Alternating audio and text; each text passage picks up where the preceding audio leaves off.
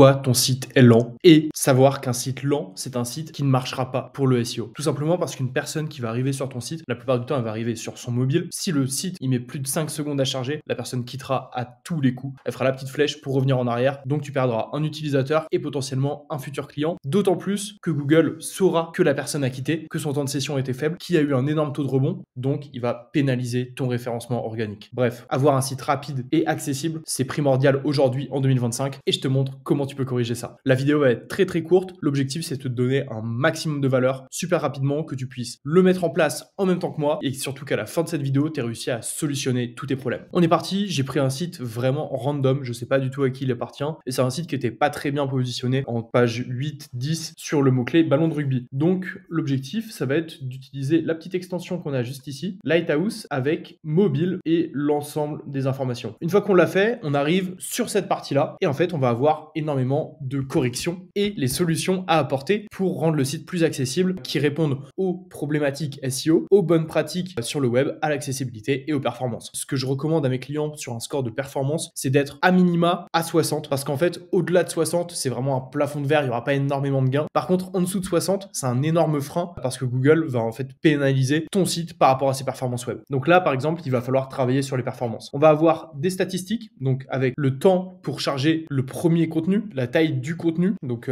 sa largeur, le temps où ça a été bloqué et l'index de vitesse. Ici, tu vas pouvoir voir en fonction des sites, parfois tu as 4, 5, 10 rectangles qui sont blancs. Ça veut dire que en fait, ton site met énormément de temps à charger. Donc là, on voit bien qu'on a eu, hop, une phase blanche. Après, on arrive avec déjà une image du texte, et le header, etc., etc. Donc ça charge pas trop lentement, on va dire, et ça va dépendre des sites. Et donc là, on va voir le diagnostic pour la partie performance, ce qui va pas et ce qu'il faut corriger. Réduire l'impact du code tiers. Et là, en fait, on va voir exactement tout le code tiers qui est lancé directement et au chargement du site. Donc, on peut gagner potentiellement quelques secondes, quelques millisecondes sur cette partie-là. Là, on a pris 1,9 secondes pour l'exécution du JavaScript. Donc, il y a potentiellement des bribes de code qu'on peut enlever ou potentiellement qu'on peut fusionner entre elles. Bref, il y a peut-être moyen d'aller gagner un petit peu là-dessus. Là, 4,3 secondes, il va falloir faire quelque chose absolument. Script evaluation, c'est beaucoup trop long. Il va falloir travailler là-dessus. Donc, tu peux engager un dev qui va justement venir travailler chacun des points qui sont listés sur Lighthouse. On va avoir du CSS inutilisé. On va avoir des problèmes sur la largeur des images. Et en plus, il t'explique tout qu'il faut que tu fasses pour améliorer ça. Les formats d'images. Donc, aujourd'hui, il faut privilégier WebP et AVIF et moins PNG et JPEG. Super important parce que la taille de l'image va aussi jouer sur le temps de chargement, évidemment. Et donc, après, on va avoir quelques points orange et quelques points erreur en critique. Donc là, c'est vraiment une des problématiques sur le site. Il faudra voir du côté serveur hébergement. Ensuite, on va avoir le parti accessibilité. Donc, avec le contraste. Ça, c'est d'ailleurs des éléments qui sont vraiment pris en compte par Google pour éviter que sur une page web, il y ait des contenus qui soient cachés, par exemple, et faire en sorte que le contenu qui soit vraiment visible avec de bons contrastes ait plus de poids, d'une certaine façon, sur la page web. Donc, c'est vraiment important d'aller voir aussi de ce côté-là. Et ensuite, il va y avoir quelques améliorations à faire. Ensuite, bonne pratique. Donc là, c'est pas forcément représentatif parce qu'il y a des problèmes sur l'API. Il y a surtout eu des erreurs sur le chargement, mais donc il faudrait quand même voir avec un dev s'il n'y a pas des problématiques autres. Et donc là, sur le SEO, les liens ne peuvent pas être explorés. Donc, il va falloir voir si c'est nécessaire que ces liens soient explorés ou pas. Et c'est la seule problématique qu'il y a sur le SEO. Donc, ils sont plutôt bons de ce côté-là. Après, avoir 100% en SEO n'assure pas que tes pages soient bien positionnées. Ce sont vraiment deux choses différentes. Là, c'est vraiment la base, on va dire, pour Google, pour comprendre ton site. Donc, vraiment pour que ton site puisse être sur les moteurs de recherche. Par contre, si ton contenu est nul, si t'as pas de réputation web, bah en fait, dans tous les cas, ton SEO sera pas bon et tu pourras pas te positionner sur les mots-clés. Donc, il faut avoir 100%, mais ça ne fait pas tout. Et après, il va vraiment falloir avoir une création de contenu, avoir une création d'e-réputation, d'autorité, etc. Mais ça, tu peux le voir et le découvrir dans mes autres vidéos sur ma chaîne. Bref, j'espère que le contenu t'a plu, que tu sais un peu mieux comment travailler sur ton site et sur la lenteur de ton site, l'accessibilité de ton site. Là, tu vas avoir toutes les problématiques, toutes les réponses. À toi de prendre un petit dev sur Fiverr, de l'engager, ou alors tu peux nous contacter directement. On a des devs aussi qui peuvent t'aider là-dessus. Et après, si t'es bon et que tu peux le faire toi-même via WordPress ou via Shopify, à toi de le faire. T'as d'ailleurs des petites extensions qui vont venir réduire le JavaScript, réduire le CSS, améliorer le format des images, la largeur des images, etc. Sur WordPress ou sur Shopify, sur tout ton CMS, tu vas forcément avoir des plugins qui te permettent de faire ça. À toi de les choisir. Il y en a quelques-uns qui sont mieux que d'autres. Base-toi sur les avis et commence à solutionner tous tes problèmes de lenteur pour réussir ton référencement. Nous, on se retrouve la semaine prochaine pour une nouvelle vidéo. Allez, ciao.